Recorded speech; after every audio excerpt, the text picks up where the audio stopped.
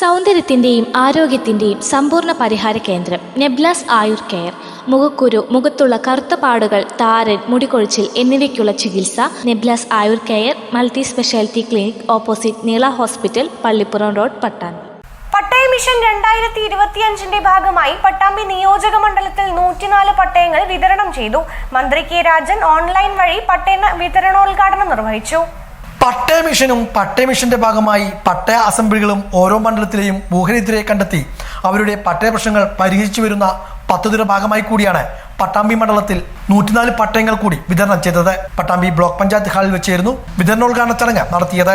മന്ത്രി K Rajan online വഴി വിതരണോദ്ഘാടനം നിർവഹിച്ചു. കേരളത്തിൽ ഭൂരഹിതരായിട്ടുള്ള മുഴുവൻ മനുഷ്യരെയും ഭൂമിയുടെ ഉടമകളാക്കി മാറ്റാൻ സമീപ ഭൂതകാലത്തൊന്നും കേരളം സൃഷ്ടിച്ചിട്ടില്ലാത്ത ശ്രദ്ധേയമായ ഒരു പദ്ധതിക്കാണ് ഈ പ്രവർത്തനങ്ങളുടെ ഭാഗമായി ഇടതുപക്ഷ ജനാധിപത്യ മുന്നണി ഗവൺമെന്റ് നേതൃത്വപരമായ പങ്കുവഹിച്ചത് ഒരു പട്ടയ മിഷനായി. പട്ടയ മിഷൻ എല്ലാവർക്കും ഭൂമി നൽകാനുള്ള പ്രവർത്തനങ്ങളിലെ ഏറ്റവും ശ്രദ്ധേയമായ ഒരു ഏടാണ്.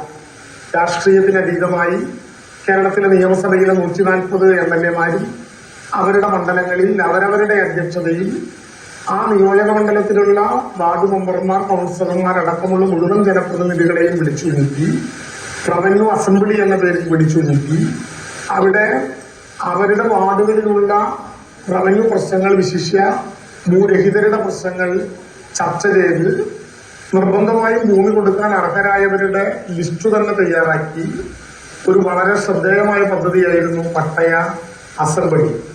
പട്ടയ അസംബ്ലികൾ 2 തവണ കേരളത്തിൽ കൂടുകയുണ്ടായി.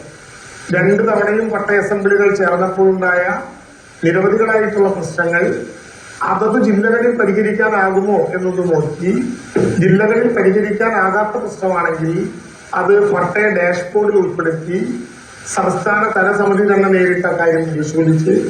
ചടങ്ങിൽ മുഹമ്മദ് മോഹസിൻ MLA അധ്യക്ഷനായിരുന്നു. നഗരസഭാ chairperson O Lakshmikutty, block panchayat president Geetha Manikandan, ഗ്രാമപഞ്ചായത്ത് പ്രസിഡന്റുമാരായ A Anandavalli, T Unnikrishnan, deputy collector K Bindu, tahsildar T P Kishore, മറ്റു ജനപ്രതിനിധികൾ, വിവിധ രാഷ്ട്രീയ പാർട്ടി പ്രതിനിധികൾ തുടങ്ങിയവരും പങ്കെടുത്ത് സംസാരിച്ചു. എല്ലാവർക്കും ഭൂമി, എല്ലാ ഭൂമിക്കും രേഖ, എല്ലാ സേവനങ്ങളും സ്മാർട്ട് എന്ന പ്രഖ്യാപിത ലക്ഷ്യത്തിന്റെ ഭാഗമായി കൂടിയായിരുന്നു പട്ടയ വിതരണം.